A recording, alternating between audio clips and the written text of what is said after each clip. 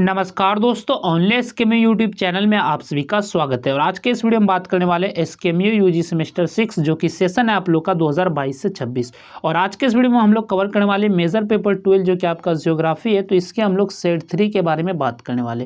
तो इसके पहले मैंने सेट 1 और सेट 2 का वीडियो बना दिया है। अगर आपने उन दो वीडियो को नहीं देखा है तो आप हमारे चैनल से जाके देख सकते हैं, या फिर इसी वीडियो के डिस्क्रिप्शन में आपको प्लेलिस्ट का लिंक मिलेगा, तो वहाँ से जाके आप सभी वीडियो को जो सीक्वेंस में फॉलो कर सकते हैं।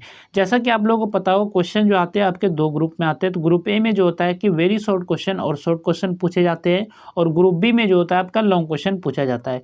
तो आपको एग्जाम के लिए जो ज़्यादा अच्छे से जो तैयार करना है वो शॉर्ट क्वेश्चन और लॉन्ग क्वेश्चन को अच्छे ढंग से, बेहतर ढंग से तैयार करना है। तो सबसे पहले बात करने वाले हम लोग वेरी शॉर्ट क्वेश्चन के बारे में, जो कि आपका ए नंबर क्वेश्चन है। Very short question, what is demography, यानी कि जनांकिकी क्या है यहाँ पर हिंदी में।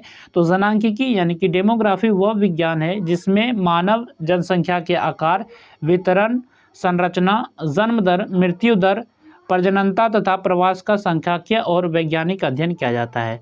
और यह जनसंख्या में समय के साथ होने वाले परिवर्तनों का भी विश्लेषण करता है। तो ये आपका जो जनांकिकी है यानी कि डेमोग्राफी है। नेक्स्ट आपका क्वेश्चन है, व्हाट इज मोर्टेलिटी, मृत्यु दर क्या है। तो मृत्यु दर से आशय किसी क्षेत्र में एक निश्चित अवधि, सामान्यतः 1 वर्ष के दौरान होने वाली कुल मृत्यु की संख्या से है।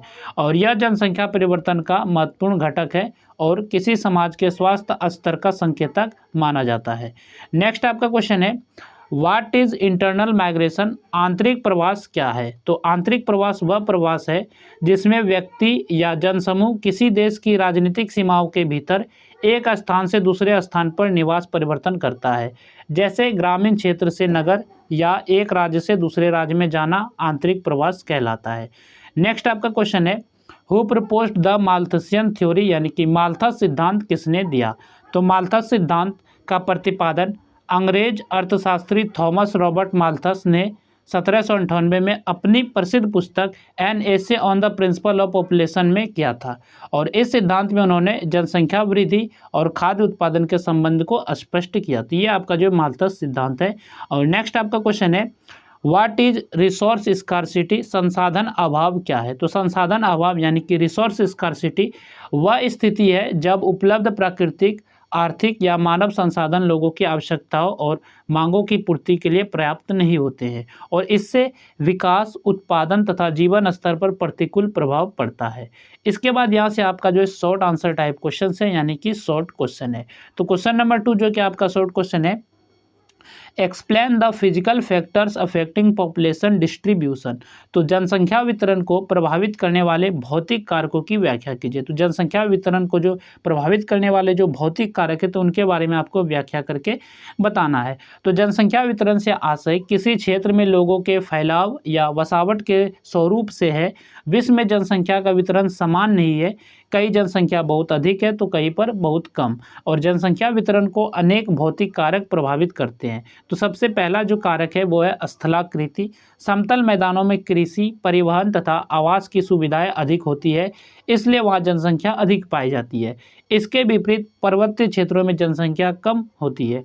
नेक्स्ट आपका कारक है जलवायु यानी कि क्लाइमेट। तो समशीतोष्ण और अनुकूल जलवायु वाले क्षेत्रों में जनसंख्या अधिक निवास करती है। अत्यधिक गर्म, ठंडे या शुष्क क्षेत्रों में जनसंख्या जो है कम होती है। इसके बाद है आपका जल की उपलब्धता।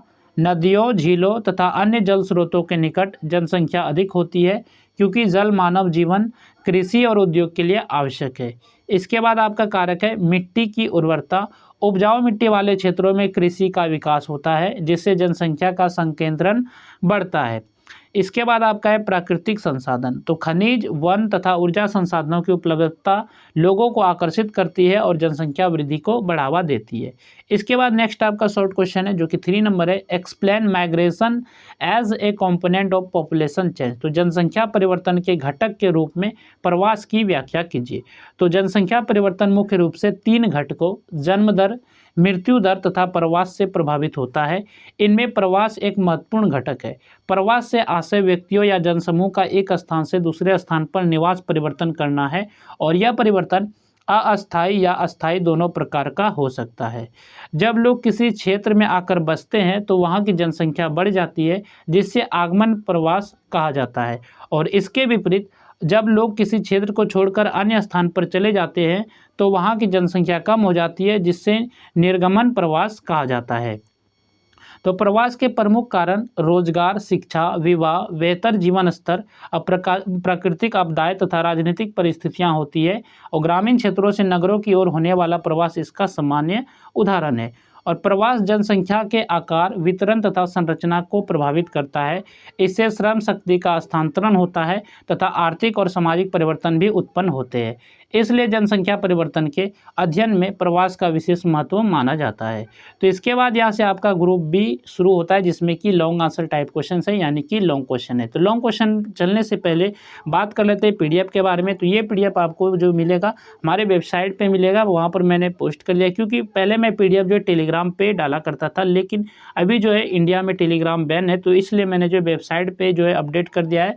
तो इस वीडियो के डिस्क्रिप्शन में आपको लिंक मिलेगा, तो उस लिंक पे आप जैसे क्लिक करेंगे तो आपको एक पोस्ट शो होगा, यानी कि एक आपको जो है वेबसाइट पे पोस्ट शो होगा। तो आपको पेज को नीचे जो स्क्रॉल करना है, नीचे स्क्रॉल करेंगे तो आपको एक बटन मिलेगा जिसमें लिखा होगा डाउनलोड पीडीएफ। तो डाउनलोड पीडीएफ वाले बटन पे आपको क्लिक करना है।